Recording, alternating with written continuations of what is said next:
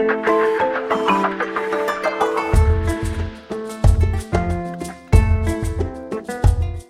travers le Nouveau Testament, nous voyons comment Jésus avait une vie de prière. Dieu ne prie pas. Jésus est fils de Dieu, il prie son Père.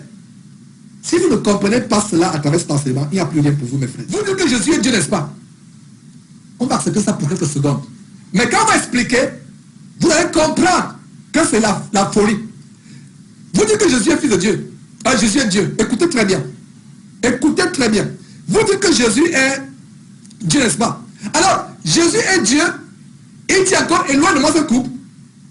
Alors, il demande à Dieu que, s'il était Dieu lui-même, il devait éloigner ce couple, n'est-ce pas? Est-ce que vous comprenez, mes frères et sœurs? Oh, peuple de Dieu. Jésus dit, oh Père, Abba Père, éloigne-moi ce couple. Mais s'il était Dieu lui-même, il devait encore prier. Attends, je suis Dieu. Je peux éloigner ce couple.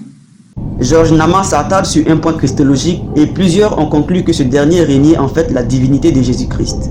Est-ce qu'on peut les blâmer dans l'absolu? Ou faut-il voir que Georges Nama se lance dans des aventures en solitaire? Quand on lit que Jésus n'est pas en même temps son Père et son Fils, ça laisse un doute de penser que Jésus pourrait ne pas être comme Dieu le Père dans sa nature divine. Ça pourrait aussi indiquer l'hérésie monothélique, disant que Jésus n'a qu'une seule volonté. Mais écoutons la réponse de Georges Nama. Il y a des gens qui me calomnient, qui disent que Georges enseigne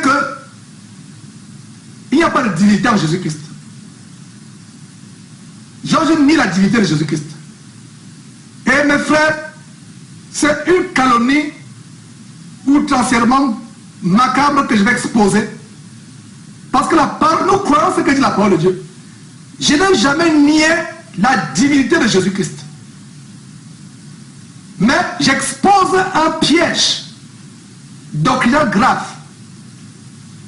Parce que Satan a été chassé du ciel.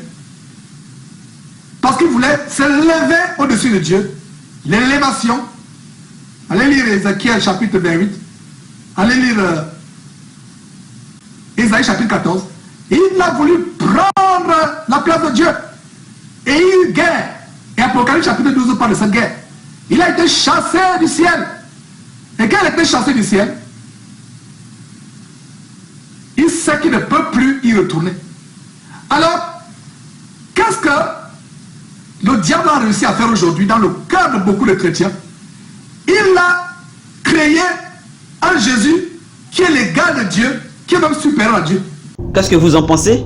Au lieu de suivre l'enseignement catholique dogmatique très clair des conciles sur la nature de Jésus, Georges Nama s'aventure dans son explication, mais ouvre en fait une sorte de débat interne, confus et parfois complexe. Alors qu'il suffit de donner aux âmes les conclusions dogmatiques, à savoir que Jésus est vrai Dieu et aussi vrai homme.